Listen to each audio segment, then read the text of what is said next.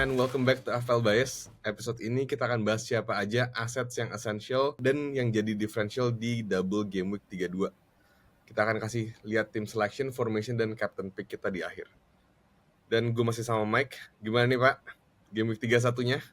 Kapten semua blank, average point-nya dikit sih. Game week 31 kemarin jadi minggunya differentials ya. Iya, cuman ya gimana? Makanya pentingnya diferensial kan, yang gue bilang selalu harus punya satu atau dua diferensial gitu. Lo kemarin dapat berapa? Dikit pak, asli dikit banget. Tapi untung nggak merah sih, hijau lah. Ijo kan Setelah tapi. berminggu-minggu hancur, dapat 53. Ya lumayan lah. Average-nya 34 sih. So, Makanya. lu dibantu siapa kemarin? Differential lo? Evan Nilsson ya? Evan Nielsen, udah. Eze sih. Sama Eze kan juga nge-score kan? Iya, cuman ya nggak segege Murphy lah. Murphy gila banget sih. Ya lo nggak ada Murphy agak-agak amazing sih. Iya. Gue lumayan nyesel sih waktu itu, seharusnya lebih berani lagi aja. Jangan tergiur triple. Tergiur ini cuy, double-nya Palace. Ya. Iya kan? 4 pertandingan dalam 2 game week itu tergiur di situ. Jadi kayak sikat lah gitu. Triple. Seharusnya Dan ternyata berarti lo ya lupa. SAR nggak sekonsisten itu. Ya tapi kan sebenarnya lo juga harusnya bisa kan triple Newcastle. Lo sekarang masih 2 kan? 3 coy. Gue ada Munoz, SAR sama Eze. Kalau dari Newcastle Dari asal Isak sama baru 2 Burn. kan? Burn gue bench dengan pintar nih. Ya I mean Asli. harusnya Arsenal lawan Everton sih clean sheet ya harusnya. Tapi ya Yang penting lawan Madrid clean sheet. baru first leg. Ya astaga. Iya Tapi sih. 3-0 Madrid 3-0 boleh lah. Madrid tapi kuat sih di Raja comeback sih. Tapi ya kita lihat lah. Lo main home lagi ya kan? Mm-mm. Kita lihat next week. Ya well anyway. Tapi MU juga boleh lah nahan City yang lagi terpincang-pincang. Iyalah gila. City siapa sih sekarang anjir? Amorim belum kalah loh sama City. Ya, Ya anyway sudahlah. nggak usah bahas MU ya. Seperti biasa kita bahas update FPL Bias dulu nih. Mini League kita season 3. Yang paling tinggi kemarin game week 31 ada timnya Mas Priyono namanya Ankle All Sesi. Dia dapat 90 points. Jadi game week 31 kemarin dia pakai wildcard dan dia yang ngepoint itu dari Livramento, Munoz, Gvardiol, Rodgers, Mateta, Strand Larsen, dan dia kaptenin Murphy yang dapat 32 poin sendiri. Ya itu gila sih yang kaptenin Murphy. Tapi congrats, berhasil dapat poin 32 Ya, sendiri. itu kayaknya go big or go home, ternyata beneran go big ya. Ya dan kebetulan juga semua kapten top 5 kaptennya kalau nggak salah deh. Kayak Isak, Salah, siapa lagi sih Marmush kemarin, 2 lagi nggak tahu lah siapa. Semua pada ya big assets pada blanking lah game week 31 kemarin. Anyway, kalau ngomongin updated peringkat 1 sampai 4-nya, ini peringkat 1-nya masih ada timnya si Asep Ino ini, timnya namanya Bandul United, dia udah total points-nya 2163 points. Nomor 2 ada timnya si Mark nih yang suka jadi guest juga nih di sini. Itu Enzo's One Cup. Dia ada nomor 2. Total points-nya 2147. Nomor 3 ada tim Laser 2130. Dan nomor 4-nya itu ada tim Kijang Buaya 2129 points. Mike, kita belum nyampe 2000. Ya, this year is not our year sih. Hancur banget coy. Sekalinya hancur banget soalnya. Overall rank lo berapa? Masih 1 jutaan ya? Masih 1 juta coy. Iya, gue kepentalnya jauh banget. Damn. Ya gue juga masih 400-an ribu. Agak jauh sih. Gak apa-apa. Ya, Targetnya masuk 100.000 dulu deh. ya bener sih. Targetnya tahun ini itulah di bawah 100.000 K itu udah bagus lah. Ya. Oke, nah sebelum kita lanjut bahas aset FPL mana aja yang essential game week ini, kita mau bilang thank you dulu yang udah support kita dengan nge-follow IG kita dan yang subscribe kita di YouTube. Bagi yang belum, kalau kalian suka sama konten-konten kita, please consider subscribing to the channel. Nah, sebelum kita bahas game week 32, kita harus mention dulu nih, double game week yang udah fix confirm. Jadi game week 32 ini seperti yang kita tahu itu akan fix jadi double game week buat dua tim, yaitu Newcastle dan Crystal Palace. Newcastle akan lawan MU dan Crystal Palace both at home, dan Palace akan lawan City dan Newcastle both away. Nah, jadi ini sebenarnya di double game week 32 ini potential triple captain-nya sih lumayan ya. Bagi yang masih punya chipnya triple captain, bisa Isak, atau kalau mau berani juga triple captainin sih Murphy gitu. Dan bagi yang belum pakai assistant manager chip, ini bisa juga nih, bisa di Glasner atau di Howe. Howe cari aman. Kalau Glasner of course ada table bonusnya ya kalau dia pakai assistant manager chip. Tapi Gitu. tricky ya kalau pakai assistant manager sekarang. Karena 34 blank week-nya lumayan gede tuh. Iya benar. Tapi ya kalau sama Glasner untungnya double di 32, double juga nih ntar 33 ya kan. Iya. Karena speaking of double game 33, itu ntar akan ada 4 tim nih yang double, yang udah fix. Jadi double game 33 itu ada Palace yang akan lawan Bournemouth at home dan Arsenal away. Jadi Palace nih double game week di 32 sama 33. Terus second team yang akan double di double game week 33 itu ada Aston Villa. Mereka akan lawan Newcastle at home dan City away. Tim ketiga itu ada Manchester City yang akan lawan Everton away dan Villa at home. Dan yang terakhir itu tim lo Mike, Arsenal, yang akan lawan Ipswich away dan Palace at home. Gitu. Itu double game week 33. Next-nya ada event lagi 34, itu akan jadi blank game week buat 4 tim yang double di 33 kemarin gitu. Jadi City, Arsenal, Villa, Palace itu akan blank semua karena mereka ada di semifinal FA Cup gitu. Jangan lupa 36 nih ada possibility double Yes, game week lagi nih. betul. Palace lagi salah satunya kontendernya. Bisa Ngeri jadi banget Palace nih. lagi tuh. Yes, betul. Tapi jangan kayak gua kemakan triple, kemakan Palace gini triple, memble banget sarnya. Kalau harus Mateta sih gitu. Tapi nggak tahu juga. Ya Mateta kemarin blank juga sih. Gak bisa, karena kayak tadi gue udah sempet jelasin, gue pilihnya yang Mateta udah banyak kan, dan gue pilih yang diferensial, yaitu Evan Nielsen. Yes. Ya Bournemouth juga kalau nggak salah bisa double juga kan. Kemungkinan double-nya ada tuh di double game 36 gitu. Ya pokoknya anyway, intinya akan ada kemungkinan 36 itu jadi double game week dan 37 akan jadi blank game week buat teams Ya. yang masuk FA Cup final gitu. Tapi siapanya masih belum tahu nih sampai ya of course setelah FA Cup semifinal selesai ya, which is kalau nggak salah April 20-an lah, April akhir lah gitu. And of course we'll let you know once udah fix semua. Nah, gimana nih Mike? Dengan semua double game week dan blank game week, chip strategi lo gimana nih? Pertama, chip lo ada apa aja gitu? Gue masih banyak, masih ada semua kayaknya, kecuali assistant manager. Berarti bench boost ada, triple captain ada, free hit ada gitu Free kan. hit ada. Wildcard kan udah lo pakai kan di 30 kemarin. Udah. Kayaknya sih 3 game week ini gue akan pakai semua chip gue sih. 32, 33, 32 bench triple captain, 33 bench boost, 34 free hit. Most likely gitu sih. Ya, which Ya, is template template juga lah. sih. Semua orang juga kayaknya mikir kayak gitu. Ya. Soalnya ada yang mau simpen triple captain atau bench boost ya di 36. Tapi kayaknya most likely kalau dilihat dari netizen ini pada makainya sih bench boost di 33 gitu.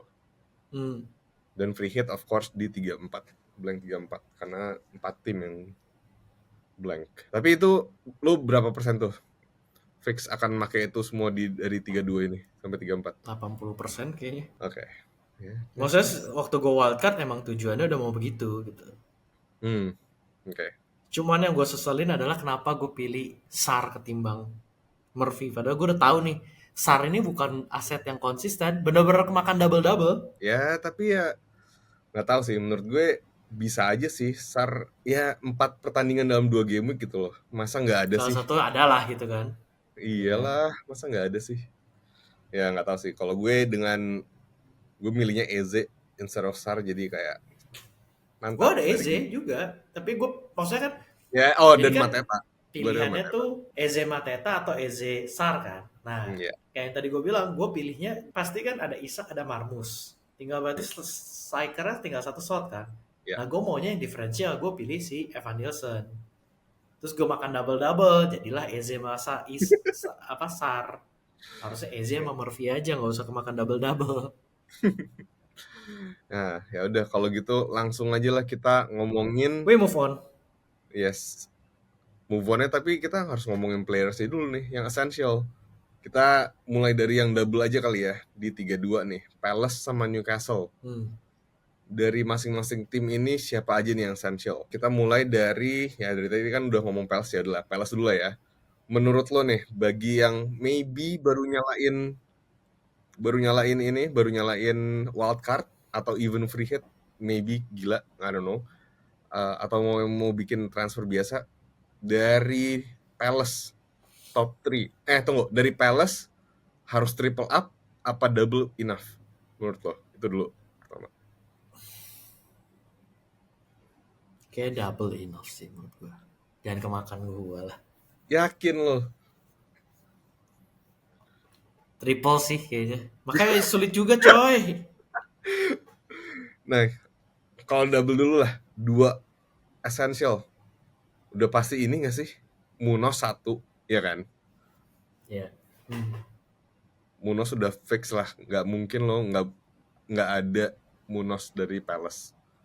Walaupun emang 4 fixtures-nya ke depan nih antara merah atau tengah kan, atau abu-abu tuh susah di FDR-nya. Munos 1, second-nya siapa nih menurut lo? Eze. Fix confirm Eze. Eze lock. Really? Okay. Iya pasti. Kan yang tadi gue bilang. Antara Eze Mateta atau Eze Sar. Udah pastilah. Nggak ada yang. Mungkin ada aja orang-orang gila yang Sar sama Mateta gitu loh. Mateta menurut lo enggak nih, walaupun template dia? Gue pengen banget, cuman ya karena gue pengen si siapa tuh namanya, diferensial, dan gue tahu waktu nanti game week 34 juga gue bukan mau Mateta. Ya abisnya dari Mateta, Eze sama Sar, ownership-nya yang paling tinggi itu Mateta pertama, dia 17%. Exactly. And then Eze kedua itu 12%.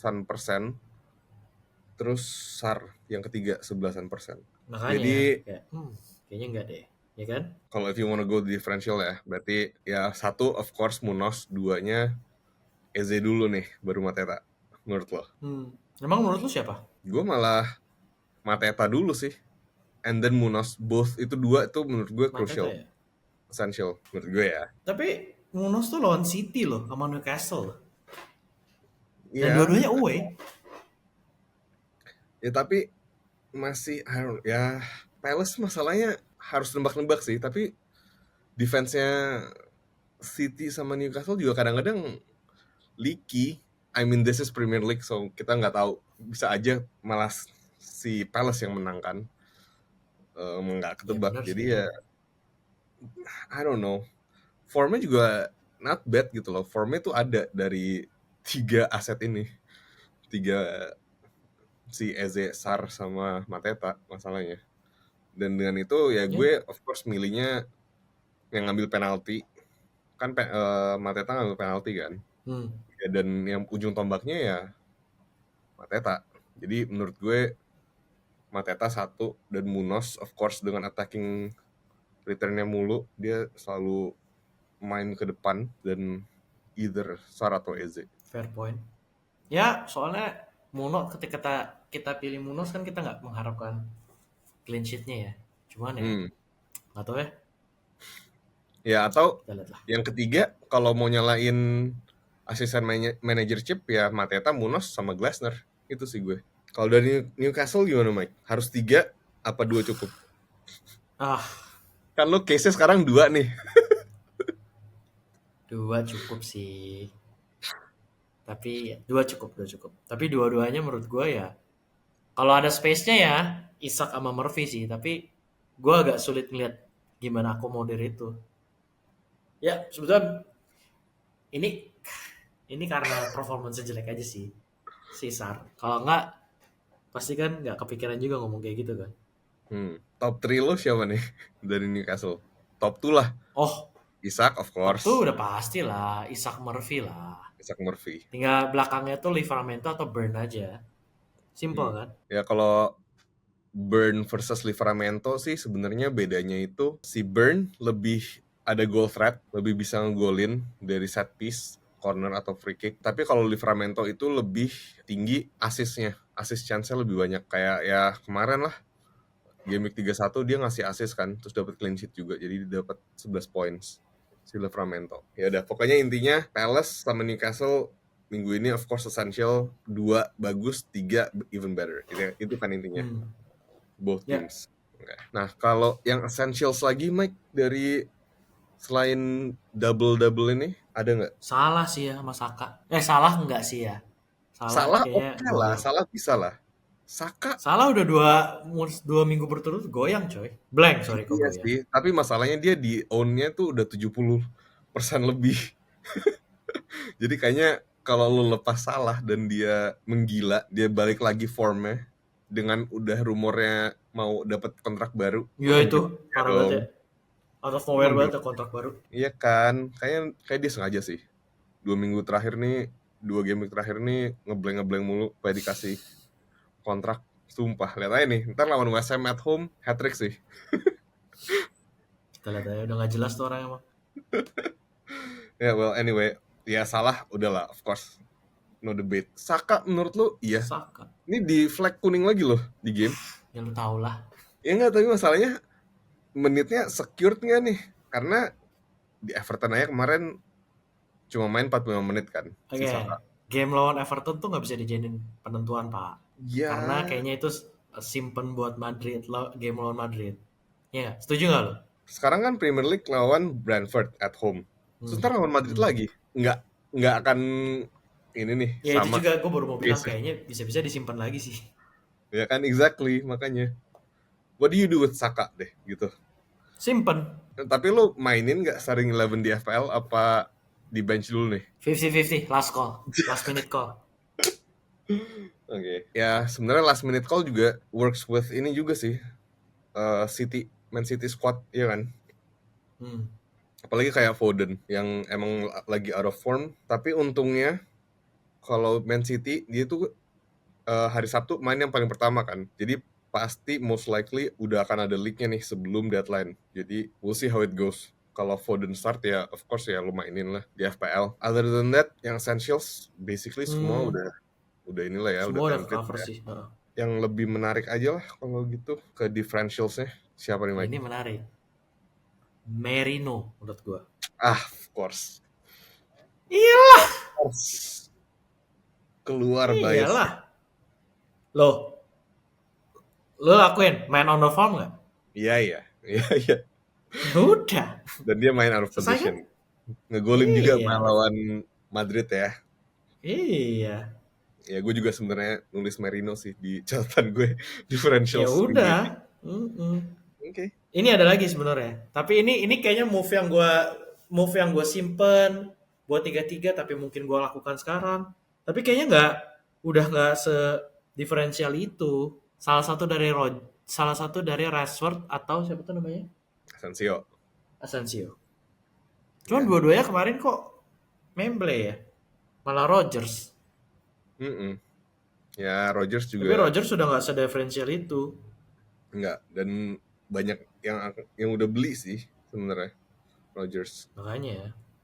Ya, tapi kalau Rashford versus Asensio, kalau nggak salah gue bacanya itu lebih banyak goal involvement-nya itu expected XGI-nya itu lebih tinggi Asensio sih daripada Rashford. Ya, tapi kita juga nggak tahu kan sebenarnya karena si Aston Villa nih abis kalah cuy lawan PSG. Ya lawannya PSG bos. Iya makanya mereka harus ngejar dong di second leg ya kan. Dan ini fixtures ini nih di 31 ini yang jadi tengah-tengahnya. Jadi menurut gue malah Aston Villa kan banyak rotasi sih Bisa pemain-pemainnya. jadi, bisa jadi. Kayak kemarin gue ngejual Gabriel di game week 32 31 kemarin. Gue beli Digne kan. dan gue starting dan ternyata dia nggak main. Dia disimpan buat Champions League. Tapi mungkin bisa di other way around. 4-0 sih udah berat, ya udah lepas aja. 3-1, 4-0 kan Enggak. Barcelona. Oh, 3-1 ya. Ya, sorry. Barcelona Dortmund. Ya mungkin masih bisa sih. Dan dia akan main at home kan second leg-nya. Malah mungkin if there's a time buat ngerotasi timnya sih menurut gue ya pas sekarang ya. Pas lawan Southampton, away lagi. Ya mungkin dengan itu nggak tahu ya. Asensio dan Rashford malah mungkin yang bisa jadi bagus. Rodgers mungkin itu dipertanyakan, tapi menurut gue Asensio sama Rashford mungkin akan main pas lawan Southampton ini. Sulit. Ya pokoknya Sulit. intinya semua transfers yang kita akan bikin dari sekarang sampai ke depan itu kita harus mikirin chip strategi kita sih gimana maunya. Betul. Gitu kan. Dan semua nggak ada yang salah, nggak ada yang benar, semua based on your team compositionnya gimana. Yes, exactly. Tapi lo considering berarti nih Asensio atau Rashford? Apa? Ya. Oke. Terus ada lagi nggak? Sebetulnya salah satu asetnya Chelsea sih. Tapi just for this game week apa? Ya, exactly. Dan punya Ipswich at home. Cucurella bisa loh. Palmer ya, nggak tahu lah ya. Ya Palmer is back, tapi ya masih belum segitunya. Lo masih percaya Asis sama kan kemarin? Chelsea? Percaya sama defense Chelsea. Masalahnya lu lihat Cucurella nggak?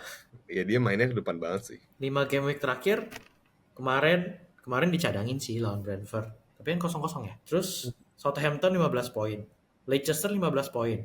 Arsenal pasti kalah.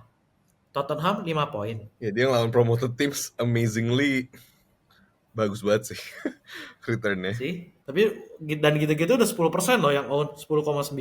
Itu udah on the verge of udah nggak jadi differential sih ya. Lumayan lah sih. Boleh. Terus siapa lagi? Udah. Oke. Gue paling nambahin yang lawan Leicester sih, of course. Siapapun yang lawan Leicester. Dan minggu ini 3-2 Brighton yang lawan Leicester. At home pula. Jadi menurut gue ya kalau ya nyari aman lah. Kalau mau Leicester kan nggak somehow mereka break record kan. Nggak pernah ngegolin sama sekali di 8 pertandingan 8 game week Premier League. Itu udah the first time ever in Premier League history. Mungkin bisa jadi 9.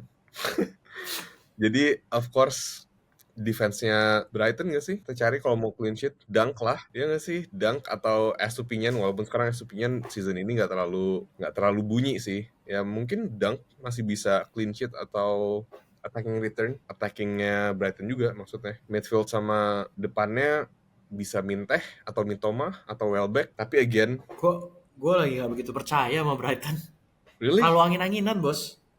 Ya iya sih, tapi masalah lawannya Leicester, Pak. Lawannya Leicester gitu loh. Just for the fixtures ya, maksudnya kalau milih differential. Tapi again, kalau mau milih midfield, apalagi milih forward, tempatnya udah sempit sih. Kayak hampir nggak ada tempat malah. Ya kan? Tapi, well, if you're brave enough. Nggak, masalahnya tuh gara-gara kekuncinya tuh 3-3 tuh mau bench boost kan.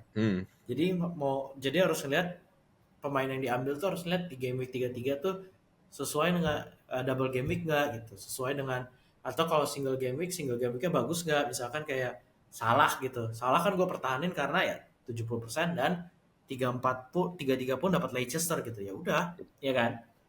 Terus Isak juga udah tinggi dan kita tahu Isak lumayan lah, pemain konsisten, kadang-kadang aja ngeblank, ownership tinggi, ya gue pertahanin 3-3 tuh dia bakal dapat Aston Villa gitu loh. Jadi kalau sekarang mau beli pemain tuh pasti yang game week 3-3 pertama pasti screen game week 3-3 dia double nggak gitu. Kalau nggak double single game weeknya bagus nggak. Nah itu yang agak sulit. Kekuncinya kayak gitu sih sebenarnya.